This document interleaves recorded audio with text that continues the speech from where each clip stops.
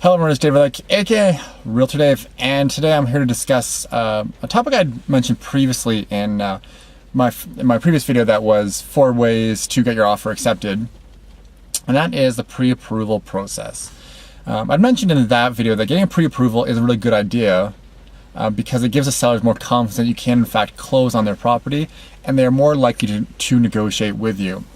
So it's worth your time doing the pre-approval process in that respect alone. But the most important reason to do it these days is that because the banks and the government through CMHC are so much more stringent with giving out money, it's a good idea to get the process done to make sure that you don't cause yourself pain down the road. I mean, there's nothing worse than shopping around for property, finding a property that you love, negotiating hard, doing the property inspection, the conduct review, whatever needs to be done, and then your bank won't give you the money because of something silly. And oftentimes it's something that can be cleared up.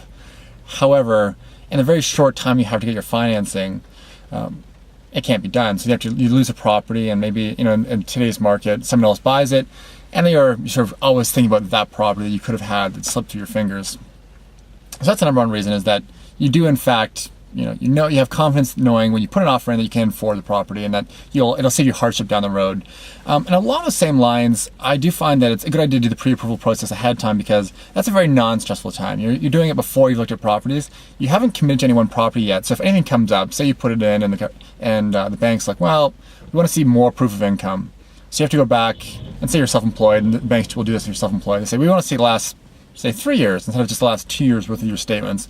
So you have to track down that third statement, which was probably years ago, probably tucked away in your files. And it's easy enough to do if you have time to do it. But when you're sort of in a stressed out situation, you're like, where did I put it? You're trying to close this house. There's tons of stuff going on. It's best to do this ahead of time, so you save yourself that hardship as well.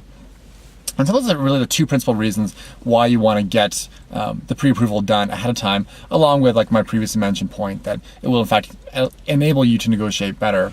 The actual process is not something that I want to discuss too much here. Everyone is different.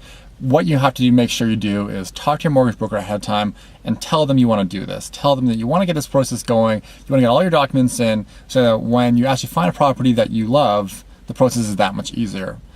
Like I mentioned in that previous video as well, you must still have a financing condition on your property, even if you've been pre-approved, and even if you've been pre-approved for $1 million and you're only buying a $500,000 house, because the bank still needs to make sure that they approve of the property. They're going to do their own calculations and do their own work, do their own market evaluation, and make sure you're not overpaying for the property. If they believe you're overpaying for the property, so let's say that you bought a property for $550,000, they only thought it was $500,000. They would only loan you on the $500,000. You have to find that last $50,000 yourselves. I've also heard of stories where people got too good of a deal, and the bank's like, well, we think this place is worth $500,000 and you're only paying $400,000. There must be something wrong with it. We're not going to give you the money. Which sounds ridiculous, but it's a flag these days that banks are worried about stigmatized properties and things like that. So that's their way of finding out. And so therefore, it can be that ridiculous that you got too good of a deal, the bank actually says no to you. So these things are all important to make sure that you keep that financing condition in there and still be ready to be flexible, even once you've been pre-approved.